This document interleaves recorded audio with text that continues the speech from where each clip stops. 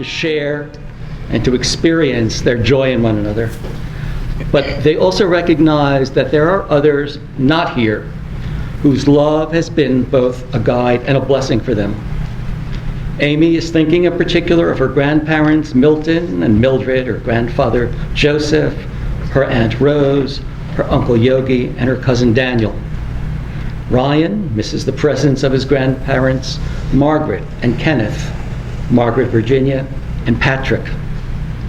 Amy and Ryan believe that if these loved ones could be here physically and not just in spirit, they'd be joining us in thankfulness. Blessed be God, infinite power of the universe, who has kept us alive, sustained us, and brought us to this profound and happy occasion. This is a sacred time for this couple, a time that gathers up in one sweet morsel the past, the present, and the future. I know that they already have our blessing.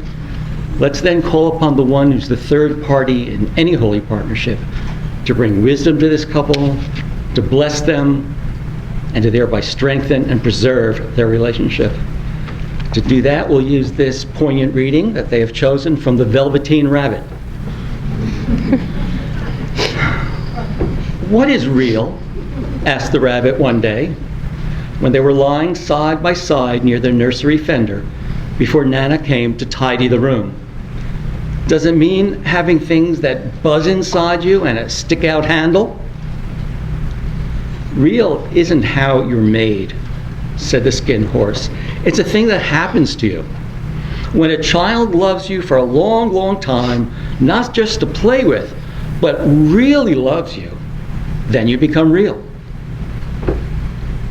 "Does it hurt?" asked the rabbit.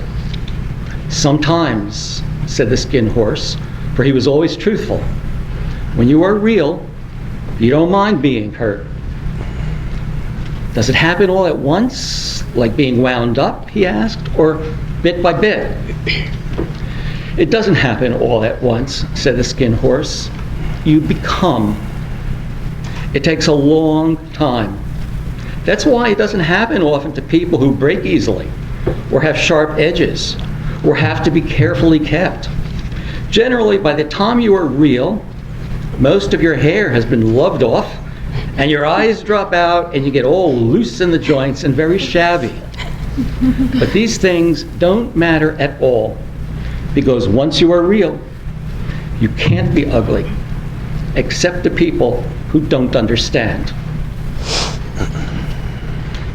Amy and Ryan stand here under the chuppah, the marriage canopy, strong for each other, despite the chuppah's intentionally provisional nature. They stand in a separate and exalted space, whose sacredness they claimed was their own by the circling you witnessed a few moments ago, circling that also represented their devotion to each other. But because the chuppah is open on all sides, they're still a part of you. The chuppah represents the promise of a home as a married couple, a sketch for what remains for them to create, reminding us that the only thing that's real about a home is the people in it who love one another and who choose to be together as a family. And that the only thing that is real about a home is the people who hold on to each other's hands as their sole anchor, as they are doing right now. Family and friends. Amy and Ryan have spoken to me of the importance to them and the joy they take in being able to celebrate their wedding with their family and friends. So please be mindful that you are not here merely to look on as passive witnesses. You have an active role to play, to perceive the event and to fix it in your memory, to rejoice with Amy and Ryan and to honor them, and to affirm your intention of continuing to love and sustain them and to expect of them that they'll always do whatever is necessary to ensure that they'll always have cause to celebrate what they undertake here today. I'd like to ask Courtney to please come up and speak to Amy and Ryan of love in terms that we know they will appreciate. Anyone who knows Amy and Ryan knows how much they love their two rescue dogs, Penny and Piper, affectionately known as P Squared.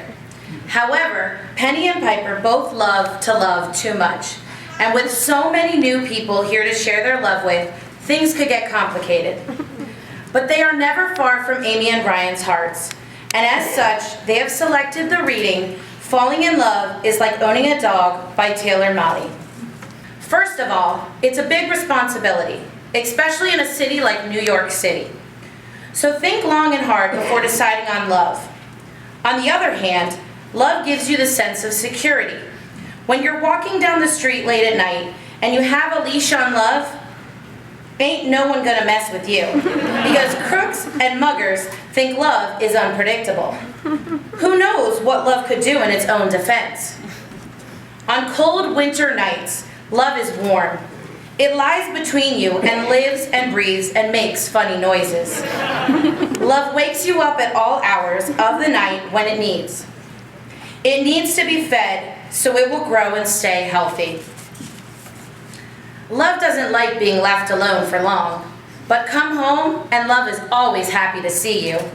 It may break a few things accidentally in its passion for life, but you can never be mad at love for long. Is love good all the time? No and no. Love can be bad. Bad love, bad. Very bad love. Love does make messes, and love leaves you little surprises here and there. Love needs lots of cleaning up after. Sometimes you just want to get love fixed. Sometimes you want to roll up a piece of newspaper and swat love on the nose. Not so much to cause pain, just to let love know, don't you ever do that again. Sometimes love just wants to go for a nice long walk, because love loves exercise. It runs around the block and leaves you panting. It pulls you in several different directions all at once, or winds around and around you until you're all wound up and can't move. But love makes you meet new people wherever you go. People who have nothing in common, but love stop and talk to each other on the street. Throw things away and love will bring them back, again and again and again. But most of all, love needs love, lots of it. And in return, love loves you and never stops.